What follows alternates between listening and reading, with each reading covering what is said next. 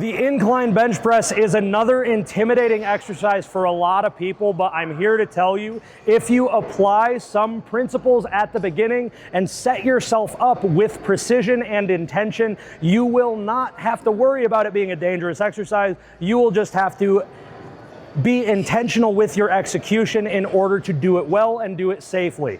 Just like the bench press previously, this starts with our lower body. It is an upper body exercise, but if I focus on creating a stable base with my lower body, it will allow me to better transfer force through my upper and not set myself up for any damage or chronic overuse injuries that a lot of people usually expect from incline pressing.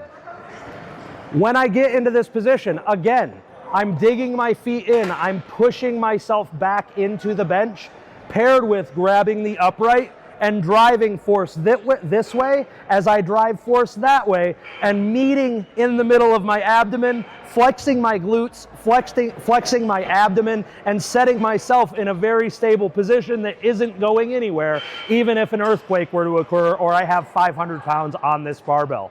Once I find my stable base and my stable position, then I simply, again, grab the barbell in about a shoulder width position. Usually, don't be afraid to unrack it yourself, but if this is intimidating, ask one of the front desk employees or one of the coaches in here to give you a handoff. No one will scoff at the idea. We're all here to help, but just for demonstration purposes, I'm doing it myself.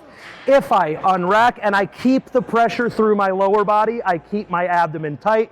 Same principles as the flat bench press. I screw my hands into the bar, squeeze my fists as hard as I can, and push myself up to meet the bar. As I bring it down, I will create a stable pressing position and a consistent and repeatable technique that I can chase and pursue and progressively overload to add strength and stability to my training life for as long as I choose to do this stuff. The incline bench press isn't anything to be afraid of. There is no such thing as a bad exercise. There's just less than stellar execution.